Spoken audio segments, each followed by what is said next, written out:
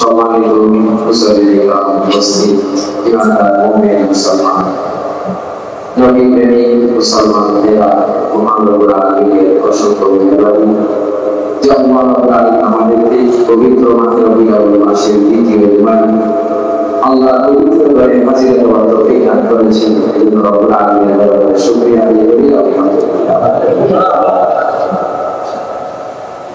আরবি মাসের অত্যন্ত গুরুত্বপূর্ণ মাস মাহে রবিউল আউয়াল। সকল কালের সর্বশ্রেষ্ঠ নবী হযরত মুহাম্মদ মুস্তাফা সাল্লাল্লাহু আলাইহি ওয়াসাল্লামের আবির্ভাবের স্মৃতি বিজড়িত মাস মাহে রবিউল আউয়াল। এই মাসের মধ্যে বিভিন্ন মসজিদে বিভিন্ন অনুষ্ঠানে আমরা আমাদের নবীকে বেশি বেশি স্মরণ করি, তার জীবন বৃত্তান্ত নিয়ে আলোচনা শুনি। আসলে আমাদের নবী মুহাম্মদ সাল্লাল্লাহু আলাইহি ওয়াসাল্লাম কোনো নির্দিষ্ট মাসের জন্য আসেনি। এজন্য শুধু একটি মাস আমরা তার জীবন বৃত্তান্ত নিয়ে আলোচনা করলাম, আগে বিভিন্ন অনুষ্ঠান করলাম, এতটুকুতে তার কম আদায় হবে। বছরের প্রতি 12 মাস, 12 মাসের প্রতি মাস, মাসের প্রতি দিন, প্রতি সেকেন্ড, প্রতিটি মুহূর্ত আমরা নবী মুহাম্মদ সাল্লাল্লাহু আলাইহি ওয়াসাল্লামকে বিভিন্নভাবে স্মরণ করি। আমরা নামাজে নবীকে স্মরণ করি, আমরা আযানের মতো আমাদের নবীজিকে স্মরণ করি। যেখানে এই কথা বলা হয় আশহাদু আল্লা ইলাহা ইল্লাল্লাহ, সেখানে কথা বলা হয় আশহাদু আন্না মুহাম্মাদার রাসূলুল্লাহ। আমরা আযানে আমাদের নবীজিকে স্মরণ করি, আমরা ইকামতের মতো আমাদের নবীজিকে স্মরণ করি, আমরা নামাজেও আমাদের নবীকে স্মরণ করি, নবীজিকে পাঠ করি।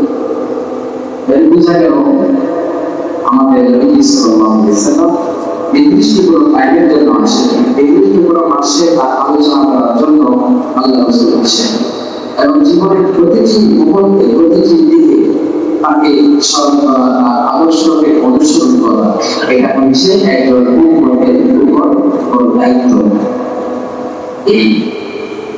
আমাদের প্রিয় নবী সাল্লাল্লাহু আলাইহি ওয়াসাল্লামের রিসালাতের কথা সকল নবী সকল রাসূলগণ সাক্ষ্য দিয়েছেন এবং প্রত্যেক নবী এবং প্রত্যেক রাসূলগণ আমাদের নবী সাল্লাল্লাহু আলাইহি ওয়াসাল্লামের আগমনের সুসংবাদ দিয়েছেন। আমরা যদি বলি যে পৃথিবীর মহান মানব, পৃথিবীর মানব জাতির মধ্যে প্রথম মানব যিনি সাইয়্যিদুনা আদম আলাইহিস সালাম, আমাদের আদি পিতা আদম আলাইহিস সালাম থেকে নিয়ে হযরত ঈসা আলাইহিস সালাম পর্যন্ত প্রত্যেক নবী এবং প্রত্যেক রাসূলগণ আমাদের নবীজির কথা বলেছেন, তার মর্যাদার স্বীকৃতি দিয়েছেন এবং তার শ্রেষ্ঠত্বের কথা বলেছেন। তার আগমনের আগমনী বার্তা সুসংবাদ নবীরা দিয়ে গেছে। হযরত আদম আলাইহিস সালাম আল্লাহ ওনাকে সৃষ্টি করার সাথেই, আদম আলাইহিস সালাম সৃষ্টি দুনিয়াতে তাকে সৃষ্টি করার সাথে সাথেই তিনি নবী মুহাম্মদ সাল্লাল্লাহু আলাইহি ওয়াসাল্লামের পরিচয় লাভ করেছেন। এই সংক্রান্ত আরেকটি ঘটনা আছে, একটি ঘটনা যেটা আল-মুস্তাদরাক হাকিম, ইমাম হাকিম যিনি ইমাম মুসলিম এবং বুখারী রাহমাতুল্লাহ আলাইহির সমপর্যায়ের হাদিসের জ্ঞান রাখতেন, সেই কিতাবের নাম হচ্ছে আল-মুস্তাদরাক।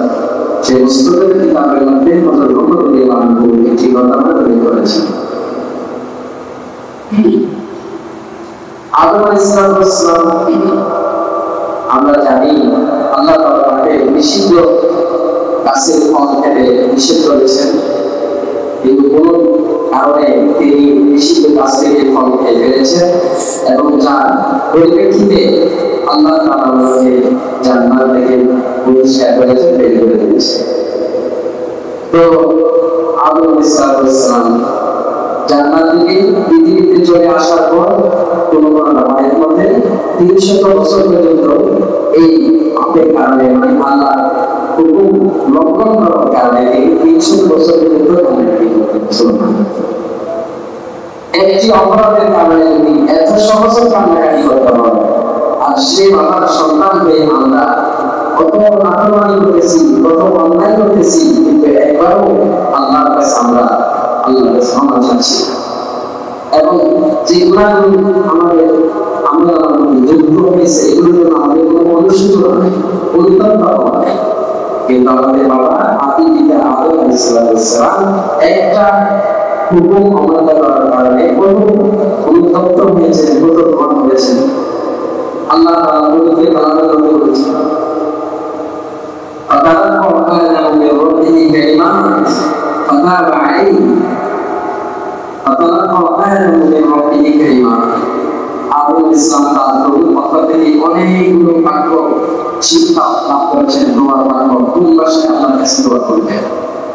তো একটি দোয়া কোরআনের মধ্যে উল্লেখ আছে, যে দোয়া তিনি এই অন্যায় করার কারণে আল্লাহ তাআলার কাছে আল্লাহ দরবারে মুনাজাত করেছেন, ربنا ظلمنا أنفسنا وإن لم تغفر لنا وترحمنا لنكونن من الخاسرين। এই দোয়াটা তিনি শিক্ষা অর্জন করেছেন, আল্লাহ তাআলা আমাকে এই দোয়া এইভাবে দোয়া করার জন্য বলেছেন, আদম তুমি যে অন্যায় করেছো এটার জন্য আমার কাছে মাফ চাও। এই ভাষায় দোয়া করো, রব্বানা যালামনা আনফুসানা, হে আল্লাহ আমি আমার নফসের উপর আত্মার উপর বিচার করেছি, ওয়া ইন লাম তাগফির লানা ওয়া তারহামনা, আপনি যদি আমাকে ক্ষমা না করেন এবং দয়া না করেন, লানাকুনান্না মিনাল খাসিরিন, আমি চরম ক্ষতিগ্রস্তদের অন্তর্ভুক্ত হয়ে যাব। এখন দোয়া করতে আছে, কিন্তু আল্লাহর পক্ষ থেকে কোনো সাড়া আসতেছে না, কোনো সাড়া নেই। এক পর্যায়ে আদম আলাইহিস সালাম দোয়া করতে লাগলেন আরেকটি ভাষায়, আল্লাহুম্মা ইন্নী আসআলুকা বিহাক্কি মুহাম্মাদিন আন তাগফিরা লি, হে আল্লাহ আপনি নবী মুহাম্মদের ওসিলায় আমাকে মাফ করে দিন। সুবহানাল্লাহ। এইটা দোয়া করতে দেই, দোয়া করতে এখন দোয়ার বাক্য শেষ হয় নাই, আল্লাহর পক্ষ থেকে মাফ করে দেওয়ার ঘোষণা এসে গেছে, হে আদম আমি তোমাকে মাফ করে দিচ্ছি। সুবহানাল্লাহ। নবী মুহাম্মদের নাম ধরে যখন আল্লাহর কাছে দোয়া করতে লাগলেন, আল্লাহ তাআলার পক্ষ থেকে পুরস্কার এসেছে। এখন আল্লাহ তাআলা আদমকে জিজ্ঞেস করলেন, আচ্ছা তুমি তো অনেক দোয়া করেছো, এই দোয়া করতে পেরেছো, এবার দোয়া নবী মুহাম্মদের পরিচয় কিভাবে পেয়েছো? এখন তো নবী মুহাম্মদের অস্তিত্ব আছে, তাকে আমি এখনো পৃথিবীতে ব্যবহার করি না, এর আগে তুমি নবী মুহাম্মদের পরিচয় কিভাবে পেয়েছো? তখন আদম আলাইহিস সালাম বললেন, হে আল্লাহ আপনি যখন আমার এই বডিকে মাটি দ্বারা সৃষ্টি করলেন, এরপরে যখন আপনি আমার এই বডির মধ্যে রূহ ঢুকে দিলেন, তখন সাথে সাথে আমি যখন জীবন্ত হয়ে গেলাম, তখন আমার দৃষ্টি পড়ছে আপনার আরশে আজিমের দিকে, আর সেই আরশে আজিমের মধ্যে বিবর্ত পেয়েছি লা ইলাহা ইল্লাল্লাহ মুহাম্মাদুর রাসূলুল্লাহ। এই বাক্য আমি দেখছি এবং সেই বাক্য থেকে আপনার রাসূল মুহাম্মদের পরিচয় পেয়েছি। যে চিন্তা করলাম যে নবী মুহাম্মদের ওসিলায় একটু দোয়া করি, তো আল্লাহ যদি তোমার দরবারে দোয়া করতে লাগলাম, হে আল্লাহ তুমি আমার দোয়া কবুল করে দিও। আল্লাহ নবী মুহাম্মদ আরবি সাল্লাল্লাহু আলাইহি ওয়াসাল্লাম দুনিয়াতে এখনো আসেননি, আগে আসার আগে হাজার হাজার বছর পূর্বে যে মাদ্রাসাতে আদম ছিলেন, সেখানে আর কেউ ছিলেন না দ্বিতীয় ব্যক্তি, মা হাওয়া তিনি এখন সৃষ্টি হননি। এই ভিতরে তিনি নবী মুহাম্মদের পরিচয় লাভ করেছেন। সুবহানাল্লাহ। আমরা সে নবীর উম্মত যে নবীর জন্য হযরত ইব্রাহিম আলাইহিস সালাম আল্লাহর কাছে দোয়া করেছেন, মুনাজাত করেছেন, রব্বানা ওয়াবা'আথ ফীহিম রাসূলান মিনহুম ইয়াতলু আলাইহিম আয়াতিকা ওয়া ইউ'আল্লিমুহুমুল কিতাবা ওয়াল হিকমা ওয়া ইন কানূ মিন ক্বাবলি লাফী দালালিন মুবিন।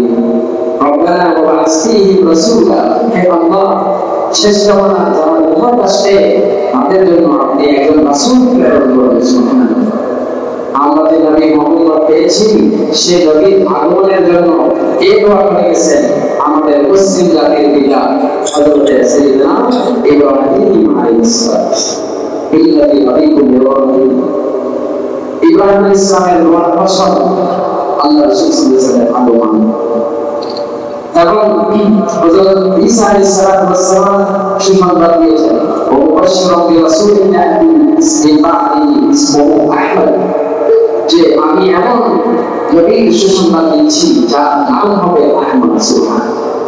আমাদের নবীজির নাম দুইটা, অনেক নাম আছে, তার মধ্যে সবচেয়ে প্রসিদ্ধ নাম হচ্ছে দুইটা, একটা হচ্ছে মুহাম্মদ, একটা হচ্ছে আহমদ। মুহাম্মদ এই পৃথিবীতে জমিনের মধ্যে আমরা তাকে মুহাম্মদ বলেছি, আর আল্লাহর আরশের মধ্যে তাকে বলা হয় আহমদ। সুবহানাল্লাহ। সে নবী মুহাম্মদের আগমন, সে নবী মুহাম্মদের সুসংবাদ দিয়ে গেছেন সাইয়্যিদনা ঈসা আলাইহিস সালাম। এভাবে প্রত্যেক নবী যখন কিয়ামতের ময়দানে সুপারিশের কথা আসবে, শাফাআত, হযরত আদম থেকে নিয়ে কিয়ামতের সকালবেলা যে সন্তান ভূমিষ্ঠ হবে, সবাই একত্রিত হয়ে ময়দানে কিয়ামত, মাহশার, কিয়ামতের ওই ভয়াবহ অবস্থা থেকে পরিত্রাণের জন্য, নিষ্কৃতির জন্য সবাই সুপারিশের জন্য কার কাছে যাবেন? হযরত আদম আলাইহিস সালাম। আদম আলাইহিস সালাম বলবেন, আমার পক্ষে সম্ভব না।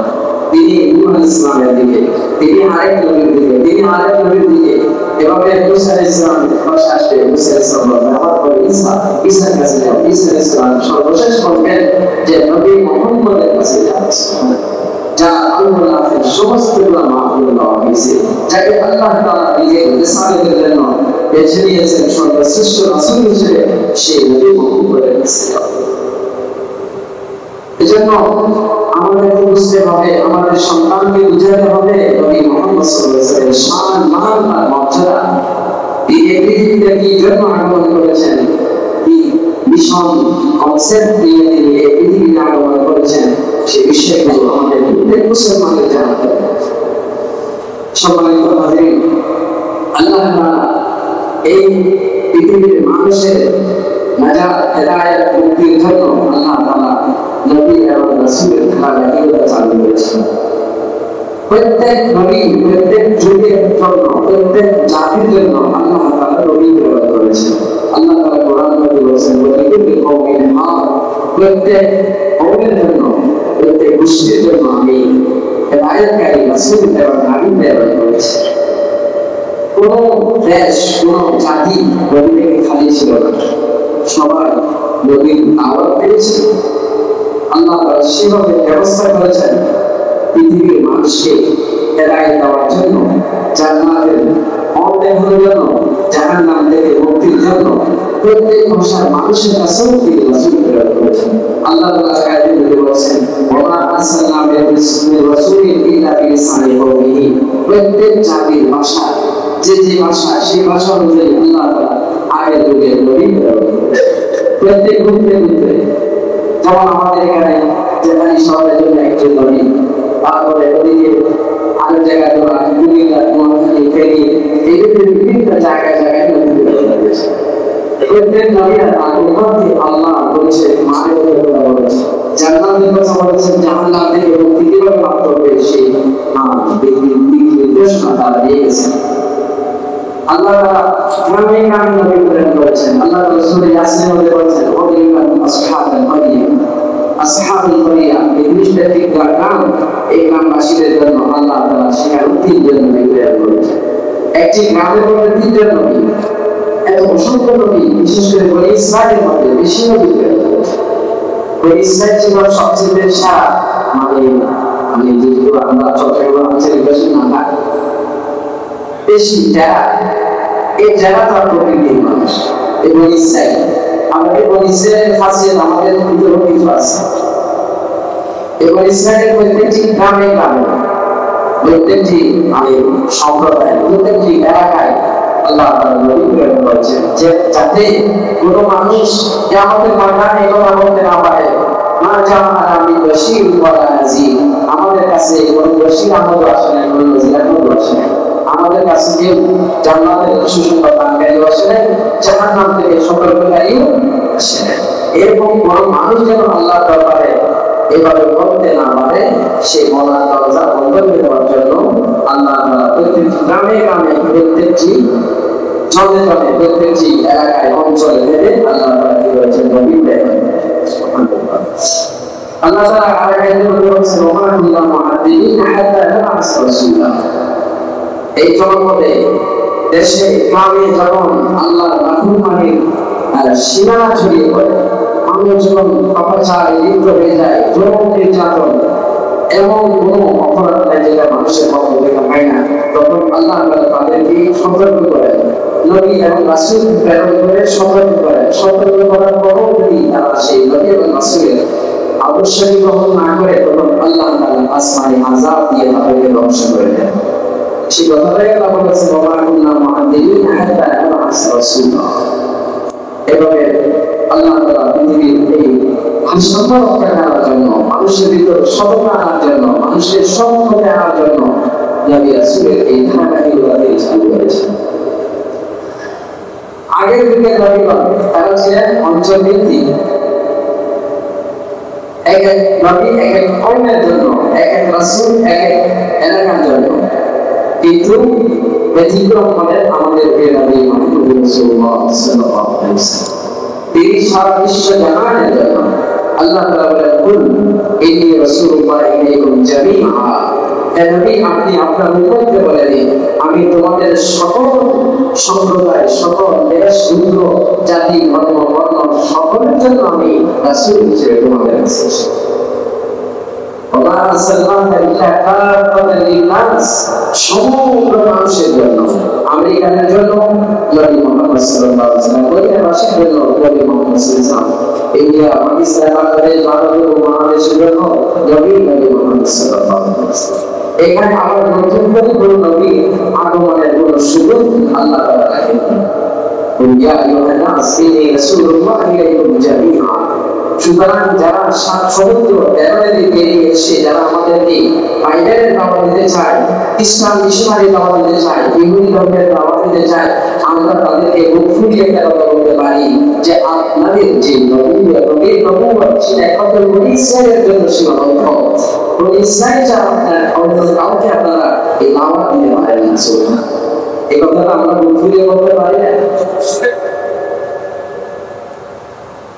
দেখেন, যদি ভারত এবং পাকিস্তানের কথা বলি, যেমন পাকিস্তানের যে রাজাকে আসবে হিসেবে আমাদের সামনে ঘোষিত, এটা আসবে যেহেতু আমাদের দেশেই বলা হয়েছে বছর কি বছর, তো পাকিস্তানের একটা প্রশাসক যদি আমাদের এখানে শাসন কার্য চালাতে চায়, আমরা কি সেটা বলতে পারি? সাথে সাথে বলবো এই রাজাকে ঘোষিত করে। তাহলে এই কথা যদি এক্ষেত্রে আমরা বলতে পারি, তাহলে সেই ইহুদি খ্রিস্টানরা আমাদের চট্টগ্রামও দাওয়াত দেওয়ার জন্য, খ্রিস্টানের দাওয়াত দেওয়ার জন্য আসতেছে, আমরা তাদেরকে বলবো আপনাদের দাওয়াতের এইখানে আসার দরকার নাই।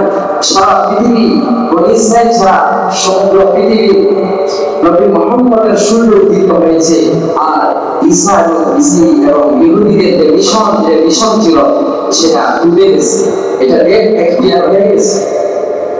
আচ্ছা, আপনি বলুন 2022 সালে একটা ফার্মেসিতে যদি একটা ওষুধ পায়, তাহলে সে ওষুধ এখানে ফার্মেসিতে রাখা হয়, তার জন্য যে পরিমাণ আছে কারণ ডেট এক্সপায়ার হয়ে গেছে।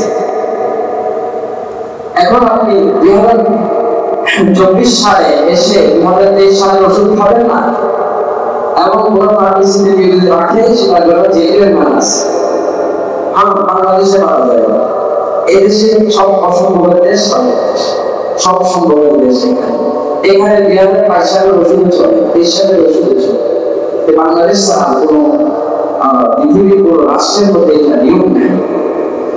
সাথে সাথে একদিন নাই, গতকাল এক্সপায়ার ডেট হয়ে গেছে, আজকে যদি ওষুধ পাওয়া যায় সাথে সাথে ক্লোজ। তো ওটা বলছিলাম যে তাহলে হযরত ঈসা আলাইহিস সালামের দাওয়াতের মিশন, যেটা নবী মুহাম্মদ সাল্লাল্লাহু আলাইহি ওয়াসাল্লামের আগমনের মাধ্যমে এক্সপায়ার হয়ে গেছে। ঈসা আলাইহিস সালামের ইহুদি ধর্মের মিশন সেটা এখন এক্সপায়ার হয়ে গেছে। এখন শুধু নবী মুহাম্মদ সাল্লাল্লাহু আলাইহি ওয়াসাল্লামের দাওয়াত কিয়ামত পর্যন্ত চলবে। ইন্নী রাসূলুল্লাহ ইলাইকুম জামিআ, সকল মানুষের জন্য রাসূল সাল্লাল্লাহু আলাইহি ওয়াসাল্লামের দাওয়াত তাকে মানতে হবে। এখন ঈসা আলাইহিস সালামের ধর্ম আর মিশন এখানে যদি দাওয়াত দিতে চায়, আমরা তাদেরকে বলবো লড়াই করো, আপনি আমাদের দেশে চলে যান। এজন্য ভাইরা, আমাদের নবী মুহাম্মদ সাল্লাল্লাহু আলাইহি ওয়াসাল্লাম আমাদের বিশ্ব নবী, আন্তর্জাতিক ইন্টারন্যাশনাল নবী। তিনি কোনো নির্দিষ্ট এলাকার জন্য সীমিত নন, তিনি কোনো নির্দিষ্ট এলাকার জন্য সীমিত নন।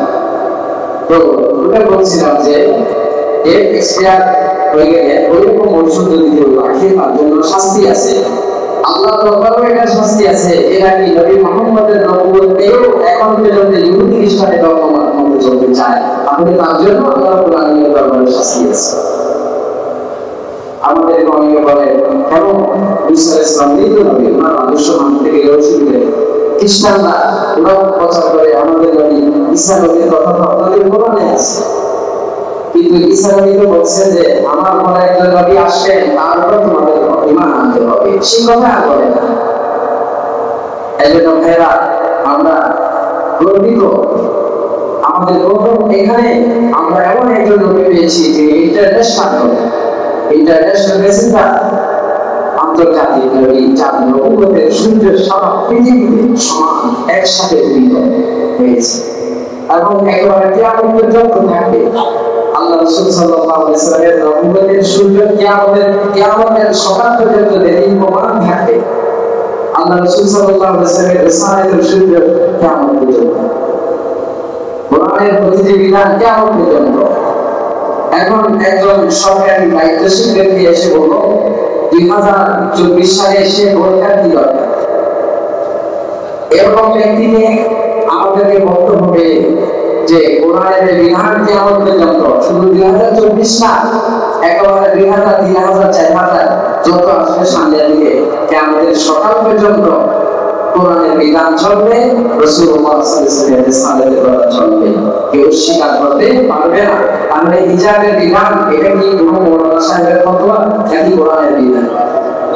কোরআনের বিধান, আল্লাহ রাসূলের বিধান। তাহলে এই কথা বলা কি অধিকার? 95% বিরোধী মুসলমানদের দেশে গত 2 দিন আগে তিনি বলছেন 2024 সালে ভোটার কি প্রয়োজন, কিভাবে ভোটার দরকার না। এই সমস্ত কথাগুলো কিভাবে বলে তারা, কিভাবে সাহস দেখায়? এই জন্য আমাদেরকে আমাদের নবী মুহাম্মদ সাল্লাল্লাহু আলাইহি ওয়াসাল্লাম, আপনি আমি চলে যাব, আমাদের বাপদাদা চলে গেছেন, কিন্তু নবী মুহাম্মদ সাল্লাল্লাহু আলাইহি ওয়াসাল্লামের আদর্শ আর রিসালাত কিয়ামত পর্যন্ত থাকবে, কোরআন কিয়ামত পর্যন্ত থাকবে। ইন্না নাহনু নাযালনা যিকরা ওয়া ইন্না লাহু লাহাফিজুন, এই কোরআন আমি নাযিল করেছি, এই কোরআনের হেফাজতের দায়িত্ব আমি রব্বুল আলামিনের হাতে। সুবহানাল্লাহ। এটা কিয়ামত পর্যন্ত আমি হেফাজত করব, কিয়ামত পর্যন্ত কোরআন থাকবে, কোরআনের বিধান থাকবে, কোরআনের বিধানের কথা চলবে, কেউ এটাকে বন্ধ করতে পারবে না। যারা বন্ধ করতে আসে তারা নিজেরাই ধ্বংস হয়ে যাবে। সম্মানিত হাজির, ইন্না নাহনু নাযালনা যিকরা ওয়া ইন্না লাহু লাহাফিজুন।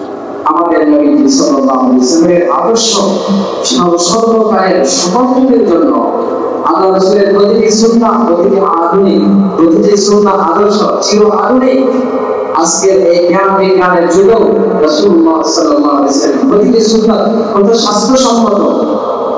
আল্লাহ রাসূলের খাওয়া দাওয়ার সুন্নাহ, আল্লাহ রাসূলের পান করার সুন্নাহ, যে আদর্শগুলো বর্তমান চিকিৎসা বিজ্ঞানীরা গবেষণা করে নিতেছে, এগুলোর মধ্যে মানব জাতির চিকিৎসা আছে, এগুলোর মধ্যে মানব জাতির নানা রোগের উপশম আছে। সম্মানিত হাজিরিন, রাসূলুল্লাহ সাল্লাল্লাহু আলাইহি ওয়াসাল্লামের আগমনকে কেন্দ্র করে নানা রকমের অনুষ্ঠান হয়, সভা হয়, জুলুস হয়, মিছিল হয়, র্যালি বের হয়। কিন্তু আমাদেরকে একটি কথা জানতে হবে, শুধু র্যালি বের করা কি আল্লাহ রাসূলের আগমনের উদ্দেশ্য?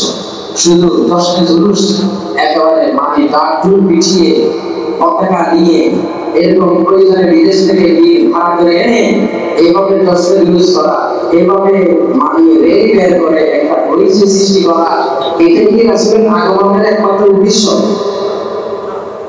আল্লাহ রাসূলের আগমনের উদ্দেশ্য কি? আল্লাহ তাআলা কোরআনের মধ্যে বলেছেন, وَلَقَدْ بَعَثْنَا فِي كُلِّ أُمَّةٍ رَسُولًا أَنِ اعْبُدُوا اللَّهَ وَاجْتَنِبُوا الطَّاغُوتَ وَلَقَدْ بَعَثْنَا فِي كُلِّ أُمَّةٍ رَسُولًا, আমি প্রত্যেক জাতির মাঝে, প্রত্যেক গোষ্ঠীর মাঝে আমি রাসূল প্রেরণ করেছি। কেন? মানে আপনারা একমাত্র আল্লাহর ইবাদত করে, একমাত্র আল্লাহর আনুগত্য করে, ওয়াজতানিবুত তাগুত এবং শয়তান এবং তাগুতের বাহিনী থেকে তারা যেন নিজেকে বিরত রাখে। একমাত্র আল্লাহর হুকুমদার, একমাত্র আল্লাহ। লিল হুকমি ইল্লা লিল্লাহ, বিধান একমাত্র আল্লাহ, শাসন একমাত্র আল্লাহ। সে আল্লাহর কথা মানা, সে আল্লাহর হুকুমের সামনে সেরেন্ডার করা এবং তাগুত শয়তানের দূষণ থেকে নিজেকে রক্ষা করা, এইগুলোর জন্য আল্লাহ তাআলা যুগে যুগে রাসূল প্রেরণ করেছেন। রাসূল প্রেরণ করার একমাত্র উদ্দেশ্য হচ্ছে বান্দাকে আল্লাহর সাথে পরিচয় করে দেওয়া। প্রত্যেক নবী এবং রাসূলগণ শুধু এই সব কনসেপ্ট তাদের ছিল যে মানুষ কিভাবে আল্লাহকে চিনতে পারে। এই পৃথিবীর এই সব কিছু খালি পানিকে মাত্র আল্লাহ আলিয়াহুল্লাহ ওয়াসতারিবুল তাগুত। মানুষ যেন আল্লাহর প্রতি বিশ্বাস স্থাপন করে, মানুষ যেন পূর্ণ ঈমানদার হয়, মানুষ যেন সংশয়বাদী না হয়, মানুষ যেন প্রকৃতি বাদী না। আমাদের মুসলমানদের ভিতর অনেক নামাজের ভিতরে কথা বের হয়, প্রকৃতির খেলা চলতেছে, মানে সব কিছু প্রকৃতির খেলা। এই প্রকৃতির খেলা এটা একটা শিরকের কথা। এই সব কিছু তার কুদরতির ভাবে চলতেছে, আল্লাহর কুদরতির হাতেই চলতেছে। আল্লাহ তাআলা সব কিছু নিয়ন্ত্রণ, আল্লাহ মুকাদ্দিরুল লাইল ওয়ান নাহার। তো এজন্য মানুষ যেন প্রকৃতিবাদী না হয়, মানুষ যেন আল্লাহকে যথাযথভাবে চিনতে পারে, মানুষের ভিতরে যেন সততা আসে, মানুষের ভিতরে যেন ঈমান, আখলাক, সুন্দর চরিত্রের অধিকারী হয়। এই জন্য রাসূলগণ যুগে যুগে মানুষকে হেদায়েতের কথা বলেছেন, রিসালাতের কথা বলেছেন। সম্মানিত হাজিরিন, এবং আমরা মানুষ জাতি কেমন, আমাদের স্বভাব কেমন, আল্লাহ তাআলা কোরআনের আয়াতের মধ্যে বলেছেন, ইন্নাহু কানা যালুমান জাহুলা। মানুষের স্বভাব, মানুষের প্রকৃতি হলো মানুষ জালেম স্বভাবের, সুযোগ পাই পেলে কি করে ধরো, এটা মানুষের ম্যাক্সিমাম মানুষের এটা নেচার। ইন্নাহু কানা যালুমান জাহুলা। জাহুলা মানে অপরিণামদর্শী, ভবিষ্যতে কি হবে সেটা মানুষ জানে না, কালকে কি হবে যখন আগে এরকম ছিল তখন মানুষ বিনা দিনে হয়ে গেছে, এই কল্পনা করেন। এগুলো আল্লাহর কুদরতি খেলা। মানুষ মানুষ চাঞ্চল্য স্বভাবের, মানুষের ভিতরে চঞ্চলতা আছে, মানুষের ভিতর পরিশ্রমতা আছে, হিংসা বিদ্বেষ আছে। এখন মানুষের হাতে যদি মানুষের বিচার আচার, সামাজিক সুবিচার যদি তাকে দায়িত্ব দেওয়া হয়, সে সঠিকভাবে দায়িত্ব পালন করতে পারবে না, সেখানে সেইভাবে দুর্নীতি করবে, স্বজনপ্রীতি করবে। এই জন্য আল্লাহ তাআলা এই জমিনের মধ্যে সামাজিক সুবিচার, সোশ্যাল জাস্টিস, এটা প্রতিষ্ঠা করার জন্য আল্লাহ তাআলা নবীদেরকে পৃথিবীতে প্রেরণ করেছেন।